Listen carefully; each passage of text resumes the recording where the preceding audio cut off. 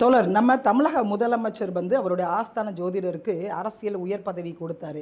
கண்டனங்கள் எழுந்த பிறகு அந்த பதவியை வந்து அவர் திரும்ப வாங்கிட்டாரு.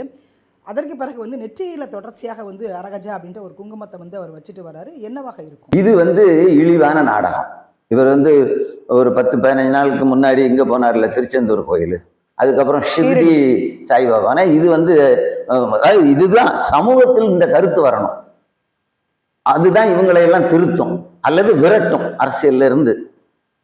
மதச்சார்பற்ற நாடு, இங்கே அரசியலுக்கு பொறுப்புக்கு வருபவர்கள் அந்த மதத்தை வேணா வீட்டுக்குள்ள வச்சுக்க, வெளியே கொண்டு வராது என்று, அதாவது பப்ளிக் ஒப்பீனியன் அப்படின்னு சொல்லுவோம் இல்லையா, இங்கிலீஷ்ல அப்படி சொல்லுவோம். சமூக பொது கருத்து உருவாக வேண்டும். அது உருவானால்தான் இந்த மாதிரி தவறுகள் இருக்காது, அல்லது தவறு செய்பவர்கள் மக்கள் ஓரம் கட்டுவார்கள். அந்த பொது கருத்தை உருவாக்குறதுக்கு தான் நாம முயற்சி செய்யணும். நீங்க கேட்டீங்க ஜோதிடர், அது அவர் ஜோதிடர்னா அவருக்கு ஜோதிடம் மட்டும்தான் தெரியுமா? அரசியல் தெரியாதா? தெரிஞ்சிருக்கலாம். இப்ப இங்க தமிழறிஞர்னு ஒருத்தர் சொல்லுவாங்க, அவருக்கு அரசியல் தெரியாதா? அவர் கதை கட்டுற எல்லாம் எழுதினாரு. கதையெல்லாம் ஆபாச கதையை தான் எழுதினாருன்னு வைங்க, போலீஸ்காரன் மகள் இந்த மாதிரி தான் எழுதுவாரு. அதெல்லாம் அருவருப்பா இருக்கும். ஆனா அவருக்கு அரசியல் தெரியும்னு ஒத்துக்கிறல்ல. ஒரு இலக்கியவாதிக்கு அரசியல் தெரியும்னு ஒத்துக்கிறல்ல. நம்ம ஒரு ஜோசியருக்கு ஏன் தெரியக்கூடாது? ஆனா இந்த குங்குமப்பட்டு வச்சுட்டு நான் சொன்னேன், அது நடிப்பு, நாடகம், இழிவான செயல். ஆனா ஜோதிடரை வச்சு இது தப்பு கிடையாது. அதை எடுத்து இவங்க சட்டப்பேரவையில பேசுனதும் நானும் பார்த்தேன், தொலைக்காட்சியில நானும் பார்த்தேன். ஒருத்தர் பேசுறாரு, அவர் என்ன சேரன் செங்குட்டுவனுடைய இளங்கோவடிகளை பத்தி பேசுறாரு. அது ரொம்ப அபத்தமா இருந்தது, முட்டாள்தனமா இருந்தது. அதாவது சேரனுடைய இளைய மகன் இளங்கோ, 50 வருஷத்துக்கு முன்னாடி படிச்சது. ஒரு ஜோதிடர் சொல்றார், இந்த இளைய மகன் அடுத்து வாரிசு, மன்னரின் வாரிசாக மன்னர் ஆவான் அப்படின்னு சொன்ன உடனே இளங்கோ கோவிச்சுக்கிறார். அப்ப அவருக்கு சின்ன வயசு, அப்படித்தான் இலக்கியத்துல இருக்கு. இது மரபு மீறிய செயல், இதை ஏற்றுக்கொள்ளக்கூடாதுன்னு துறவி ஆயிட்டார். துறவியாகி அவர் தான் இளங்கோவடிகள், அவர் தான் சிலப்பதிகாரத்தை எழுதினார் அப்படின்ட்டு நமக்கு சொல்லப்பட்டிருக்குது. இருக்கலாம், அது 100% உண்மை அப்படிங்கிறதுக்கெல்லாம் பெரிய ஆதாரம் இல்லை. ஆனா பொய்யாக இருப்பதற்கும் வாய்ப்பு இல்லை. இது உண்மைன்னு நம்ம எடுத்துக்குவோம். அதுல என்ன இல்லாஜிக் இருக்குன்னா, இங்க ரொம்ப பேர் பேசும் பொழுது, விவாதம் பண்ணும்போது தர்க்க பொருத்தமா பேசணும்லாம் நினைக்கிறதே இல்லை. இவனுக்கு தர்க்கம்னால என்னன்னு தெரியாது, லாஜிக்னால என்னன்னு தெரியாது. அப்படித்தான் பொது வாழ்க்கையில ரொம்ப பேர் இருக்கிறான். என்ன வேணாலும் பேசலாம். ப்ரீஜுடிஸ்னு இங்கிலீஷ்ல சொல்லுவாங்க, முன்முடிவை வைத்து கொண்டு பேசுவது, பேச்சை தொடங்குவது. அப்படித்தான் எல்லாரும் ரொம்ப பேர் பண்றாங்க. நான் என்னுடைய வினா என்னன்னா, இப்ப அந்த பேசினார்ல ஒரு மேதாவி சட்டப்பேரவையில, அவர் உட்பட அது சரின்னு நினைச்ச எல்லோர்ட்டையும் நான் வினவுறேன். உதாரணத்துக்கு எடுத்துக்காட்டுக்கு கேட்கிறேன், நீங்க உட்பட சாதாரணமா ஒரு 50 மன்னர் பேர் சொல்லியிருக்கீங்க. தமிழ்நாட்டில் சேர சோழ பாண்டிய மன்னர்கள் சொல்லிடுவீங்க. அப்புறம் இங்க விஜயநகர பேரரசு, அவர் மன்னர் பேர் சொல்லுவீங்க. கிருஷ்ணதேவராயர்னு ஒன்று சொல்லுவீங்க. பாபர்ல ஆரம்பிச்சு ஷாஜகான்ல முடிப்பீங்க, பேர் தெரிந்தது. அப்புறம் ராணா பிரதாப் சிங் சொல்லுவீங்க, சிவாஜி சொல்லுவீங்க. இப்படி 50 மன்னர் பேர் சொல்லிடுவீங்க. பாட புத்தகத்துல இருக்கிறத நீங்க சொல்லிடுவீங்க. பாட புத்தகத்துக்கு வெளியேயும் படிச்சிருப்பீங்க, இந்த மேதாவிகள்லாம் படிச்சிருப்பாங்க, சொல்லிடுவீங்க. என்னுடைய வினா என்னன்னா, எத்தனை மன்னர்களின் தம்பி, எத்தனை மன்னர்களின் இளைய சகோதரன் பேர் உனக்கு தெரியும்? தெரியாது. ஏன் தெரியாது? ஏன் தெரியாது? எப்பொழுதுமே மன்னர்கள் தான் புகழ் பெறுவார்கள், பிரபலம் அடைவார்கள். மன்னர்களுடைய தம்பி பிரபலம் அடைய மாட்டார். அந்த ஜோதிடர் பார்க்கிறார், எனக்கு ஜோதிடம் தெரியும், அந்த பார்க்கிறார், மிகவும் புகழ் பெறுவார் அந்த இளங்கோ என்கிற இளைஞன், பிரபலம் அடைவார்னு பார்த்த உடனே அவருக்கு என்ன தோணுது? புகழ் பெற வேண்டும், பிரபலம் அடைய வேண்டும் என்றால் ஆனால் தானே முடியும் அப்படின்னு நினைச்சுக்கிட்டு சொல்லிட்டார். கொஞ்சம் சிலிப்பு.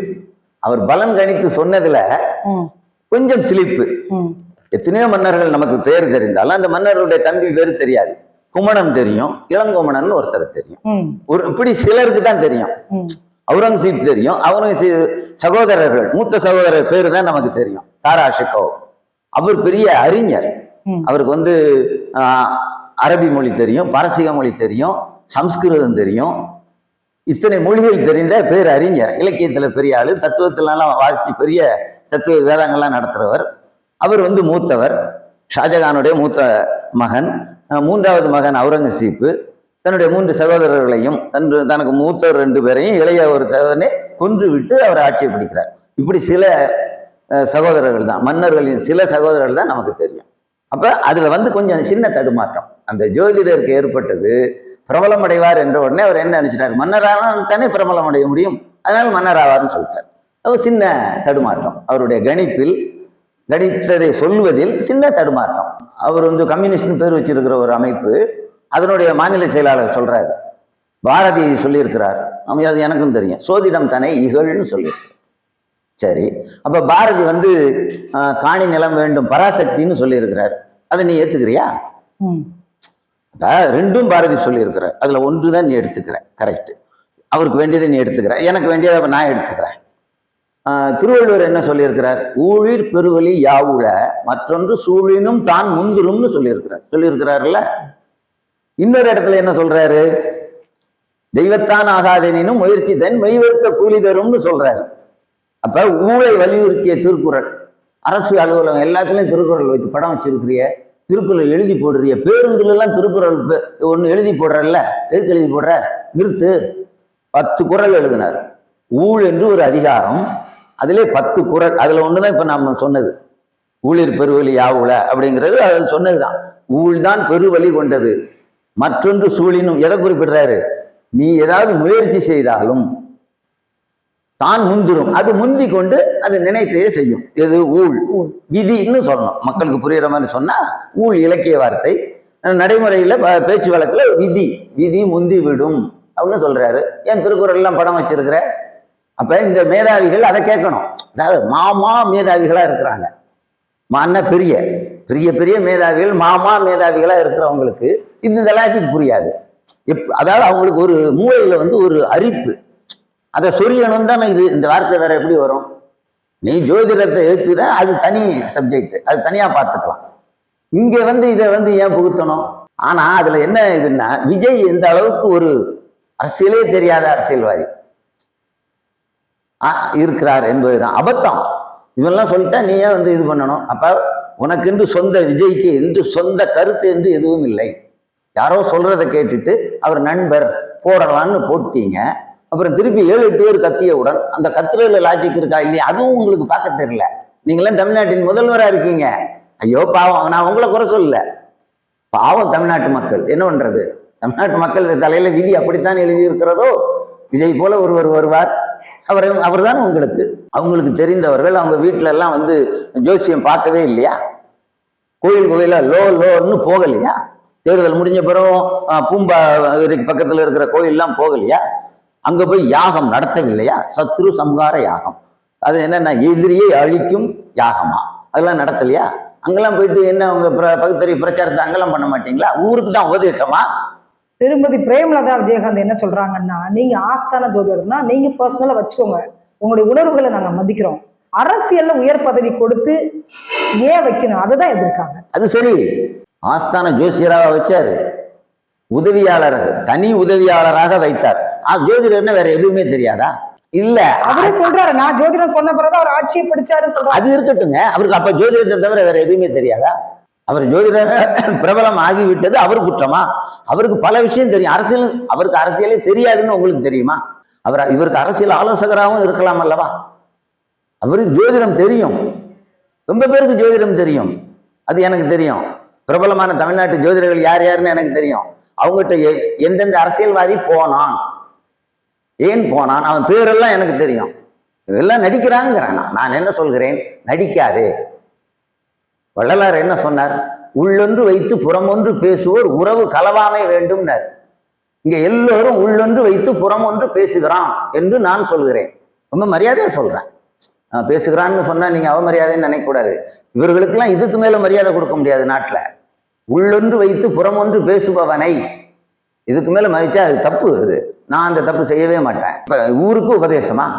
உனக்கு வேண்டியவங்க யாகம் செய்யும் பொழுது, ஜோதிடரை பார்த்து பணிந்து கேட்கும் பொழுது, மஞ்சள் துண்டு போட்டு கொண்டிருந்த பொழுது, அந்த சாய்பாபாவை வீட்டுக்கு கூப்பிட்டு வந்து அவங்க அந்த ஆள் வந்து ஏதோ மேஜிக் பண்றவன், அந்த தலைமுடி பெருசா இருக்குமே, அவங்க வந்து ஏதோ வந்து சிலை எடுத்து கொடுத்தானா, அதை பக்தி பூர்வமா வாங்கிக்கிட்டாங்களா?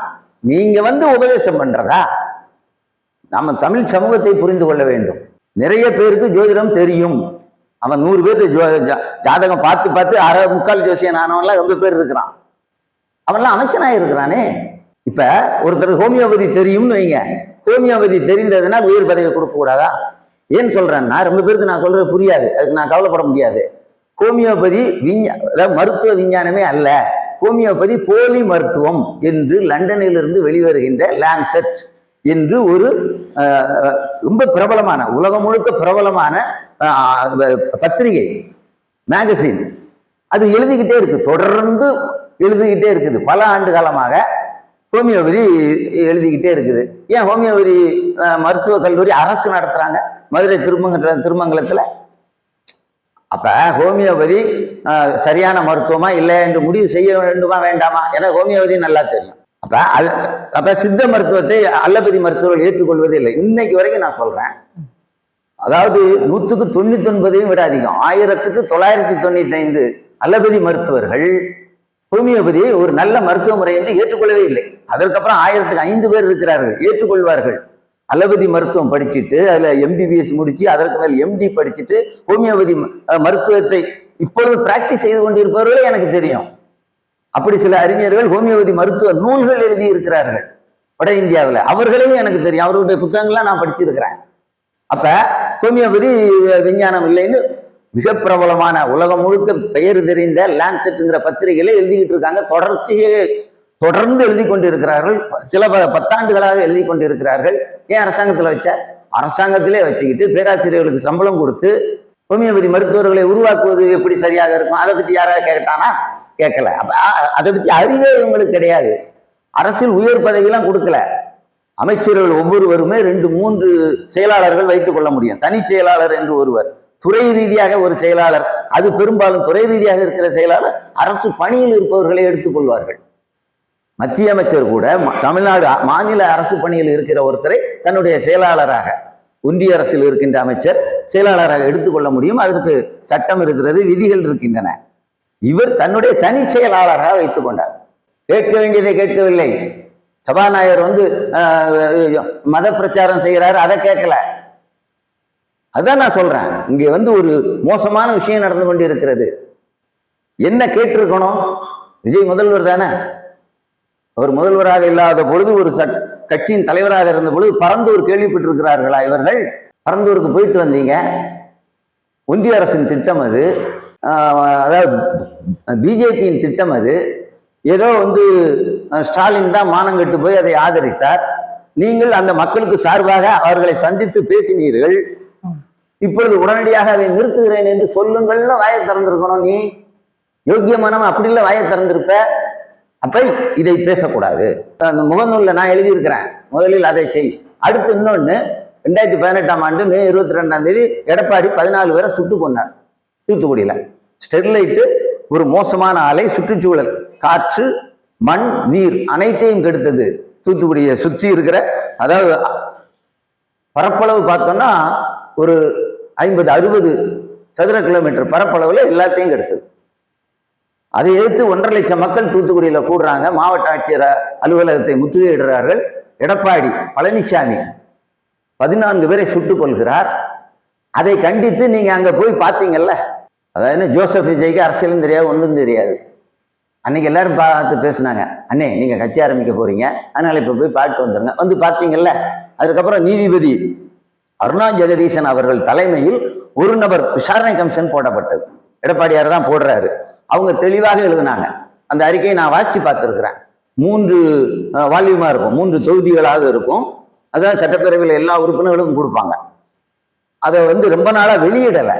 யாரு? மு.க. ஸ்டாலின், முத்துவேல் கருணாநிதி ஸ்டாலின் என்பவர் வெளியிடலை முதல்வராக இருந்து. பிறகு எல்லோரும் கேட்டுக்கொண்டு வெளியிடுறாரு. அதை படிச்சு பார்த்தா அதுல 17 போலீஸ் அதிகாரி, மிகப்பெரிய அதிகாரியிலிருந்து கடைசி போலீஸ் வரைக்கும் 17 பேர் மீது தண்டனை நடவடிக்கை எடுக்க வேண்டும்னு நீதிபதி அருணா ஜெகதீசன் பரிந்துரைத்தார்.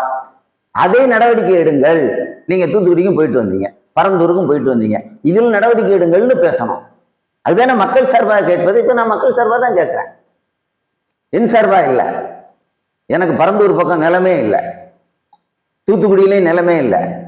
ஸ்டெர்லைட்னா நானும் பாதிக்கப்படுபவன். அந்த வகையில் அது கோடி பேர் ஸ்டெர்லைட் பாதிக்கப்படுற ஒரு 40 லட்சம் பேர்ல நான் ஒருத்தன். எல்லோருக்காகவும் தான் பேசணும். நீ சட்டப்பேரவை உறுப்பினருங்கிற, அப்ப இந்த மாதிரி விஷயங்களை யாரும் பேசிவிடக் கூடாது என்பதற்காக, திசை திருப்புவதற்காக ஜோசியர், இது 2 பேரும் சேர்ந்து நடிப்பது. 2 பேரும் நான் சொல்றேன். விஜய் வந்து தெரியாதனமா போடல, இப்படி போட்டா இவங்க எல்லாம் பேசுவாங்கன்னு தெரியும். அப்படி தெரியவில்லை என்றால் முதல்வருக்கு என்ன தகுதி இருக்கு? முதல்வர் ஆயிட்ட ஒரு உதவியாளர் போடுறீங்கல்ல, அப்ப எதிர் தரப்புல என்ன பேசுவாங்கன்னு தெரியும்ல. இவனே ஏற்கனவே இவன் வந்து ரொம்ப, அதாவது உண்மையான விஷயத்த பேச மாட்டான், திசை திருப்பி தான் பேசுவான்னு உங்களுக்கு தெரியணும்ல. அப்ப எல்லோரும் நடிக்கிறார்கள் நான் சொல்றேன். நான் விஜய் எதிர்த்து எதிர்த்தரப்பை ஆதரிக்கல, எதிர்த்தரப்பை எதிர்த்து விஜயை ஆதரிக்கல. 2 பேரும் நான் நாடகம் ஆடுகிறார்கள். நீங்க இவ்வளவு பேசணும், இவ்வளவு சொன்னார்ல, அவ்வளவு பேசணும். இப்பவும் வந்து இந்த வழக்கை எடுக்க முடியுமே, பொள்ளாச்சி பாலியல் வன்கொடுமை வழக்கை எடுக்க முடியுமே? எடுப்பாரா? தண்டனை அறிவிச்சாச்சு. தண்டனை அறிவிச்ச பிறகு என்ஹான்ஸ்மெண்ட் போகலாம். தண்டனை போதாது என்று போலீஸ் எப்பொழுது வேண்டுமென்றாலும் போகலாம். அது எனக்கு சட்டம் தெரியும், தெரிஞ்சுதான் நான் சொல்றேன். எடுப்பாரா? அண்ணா பல்கலைக்கழக பாலியல் வன்கொடுமை அறிவிக்கப்பட்டதுன்னு தெரியும், ஞானசேகரன் உள்ள இருக்காருன்னு தெரியும், அதுவும் போதுமானது தானா? அப்ப செய்ய வேண்டியது, விஜய் என்பவர் இப்ப முதல்வர் ஆயிட்டார், தமிழ்நாட்டு மக்களுக்காக செய்ய வேண்டும் என்று நினைத்தால் செய்வதற்கு ஏராளம் இருக்கிறது. ஆனா இப்ப தொடக்கத்துல ஒரு 4-5 நாள்லயே சந்தேகம் வந்துருச்சு, இவர் அதை எதையும் செய்ய போறதில்ல, திசை திருப்பும் அரசியல் தான் செய்வாரு. இப்ப சேலம் 8 வழி சாலை இவர் கொண்டு வந்தாரு எடப்பாடி, அவர்களுக்கு வேண்டிய ஒரு உறவினர் ஒருத்தர் சில 1000 கோடி அடிச்சிடலான்னு நினைச்சாரு. மக்கள் போராடி அதை நிறுத்தினார்கள். அதை இப்ப வந்து திமுக, அதான் முத்துவேல் கருணாநிதி ஸ்டாலின் அமைச்சரவையில் வேலுன்னு ஒருத்தர், அவர் வந்து இதை கொண்டு வர்றாரு. அந்த சேலம் சென்னை 8 வழி சாலையை 4 துண்டாக உடைத்து சென்னை செய்யாறு தொழில்தட சாலைன்னு கொண்டு வர்றாங்க. அதுல வந்து 30க்கும் மேற்பட்ட கிராமங்கள் பாதிக்கப்படுது. நெல் கரும்பு விளைகின்ற வயல்கள் பாதிக்கப்படுகின்றன. கிராமங்கள்ல பல்வேறு கிட்டத்தட்ட 50 வீடுகள் இடிக்கப்படுகின்றன. மக்கள், ஏழை எளிய மக்கள் கட்டினது. அது வந்து 5 லட்சம் இருக்கும், 25 லட்சம் 30 லட்சம் உள்ள வீடுகள் இடிக்கப்படுகின்றன. பல ஏரிகள் வந்து அழிக்கப்படுகின்றன. இதையெல்லாம் எதிர்த்து அந்த மக்கள் போராடிக்கிட்டு இருக்கிறாங்க. பல்வேறு போராட்டங்கள் அவங்க நடத்துறாங்க. அவங்க ஒரு வேட்பாளர் உத்திரமேரூர் தொகுதியிலிருந்து அவரும் கணிசமா 5வது வாக்கு வாங்கி இருக்கிறார். அவர் எனக்கு தெரிந்தவர் தான். அருங்குன்றம் தேவராஜன் ஒரு தோழர், அவர் 5வது வாக்குகள் வாங்கி இருக்கிறார். திமுக அங்கே தோல்வி அடைந்து விட்டது. தவேக வெற்றி, திமுக, ஏடிஎம்கே ஆதரவு பாட்டாளி மக்கள் கட்சி, இன்னொரு கட்சி நாம் தமிழர். இதற்கு அடுத்து 5வது வாக்கு சேலம் சென்னை செய்யாறு தொழில்தட வழிச்சாலையை எதிர்த்து போராடிய அருங்குன்றம் தேவராஜன்கிற தோழர், அதாவது வாக்குகள் வாங்கி இருக்கிறார் 5வது வாக்கு. அப்ப அந்த பகுதியில அந்த கோரிக்கைக்கு ஒரு வலு இருக்கிறது. மக்கள் அந்த கோரிக்கை நிறைவேற வேண்டும் என்று நினைக்கிறார்கள். அதைத்தான் பேசணும். சட்டப்பேரவையில பேசினா மக்களுடைய கோரிக்கைகளே தெரியாம, மக்களுடைய பிரச்சனைகளே தெரியாம பேசிட்டு இருக்கிறாங்க. இது ரொம்ப நாள் ஓடாது.